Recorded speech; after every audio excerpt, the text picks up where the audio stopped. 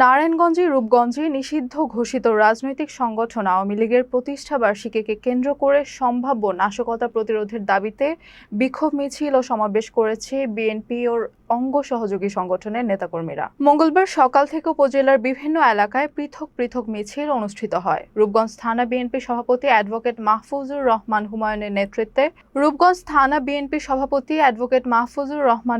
নেতৃত্বে পূর্বাচল ৩০০ ফিট এলাকায় যুবদল নেতা আরিফুজ্জামান ইমন ও শাকিল আহমেদ নুরুর নেতৃত্বে বিভিন্ন স্থানে এবং ছাত্রদলের সাবেক সভাপতি নাহিদ হাসান ও সদস্য সচিব মাসুম বিল্লাহর নেতৃত্বে ঢাকা সিলেট মহাসড়কে বিক্ষোভ মিছিল ও সমাবেশ অনুষ্ঠিত হয়। নেতারা আইন শৃঙ্খলা রক্ষা ও শান্তিপূর্ণ পরিবেশ বজায় রাখতে সকলকে সতর্ক থাকার আহ্বান জানান।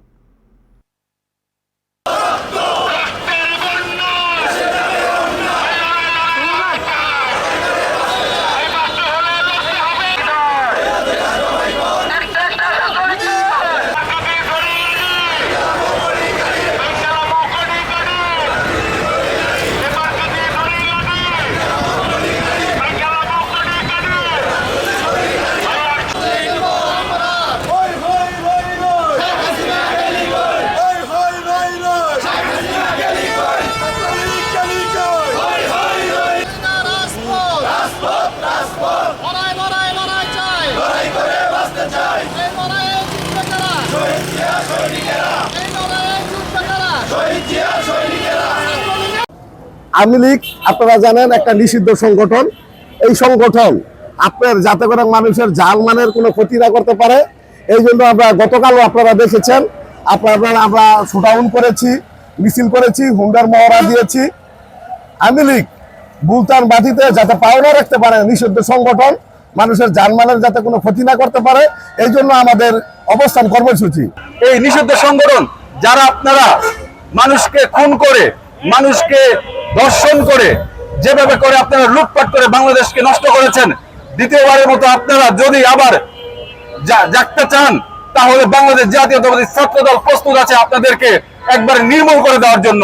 নিষিদ্ধ সংগঠন আওয়ামী লীগ এর প্রতিষ্ঠা বার্ষিকী আমরা জানতে পেরেছি তারা বুলতার মাটিতে মিছিল মিটিং করবে।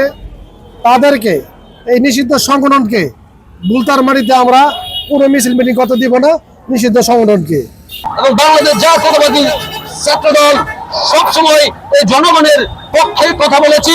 বাংলাদেশের মানুষের ভোটের অধিকার ফিরিয়ে দেওয়ার জন্য আমরা যেমন আন্দোলন সংগ্রামে রাজপথে ভূমিকা পালন করেছি, এই আওয়ামী লীগের স্বৈরাচারী সেই তাদের রক্তচক্ষুকে ভয় না পেয়ে কিন্তু আমরা রাজপথে অবস্থান করেছি। কারণ এই রূপগঞ্জের মাটিতে আপনারা যেমন আমাদের নেতা নারায়ণগঞ্জ রূপগঞ্জ আসনের মাননীয় সংসদ সদস্য জননেতা মুস্তাফিজুর রহমান বিয়াদিবু ভাইয়ের উপর আস্থা রেখে ওনাকে ভোট দিয়ে বিপুল ভোটে নির্বাচিত করে সংসদে পাঠিয়েছেন, তো ওনার নির্দেশনায় বিএনপি অঙ্গ সংগঠনের সকল নেতৃবৃন্দ আজকে রূপগঞ্জের পাড়া মহল্লায় প্রত্যেকটি ইউনিয়নে প্রত্যেকটি পৌরসভায় আমরা সজাগ রয়েছি।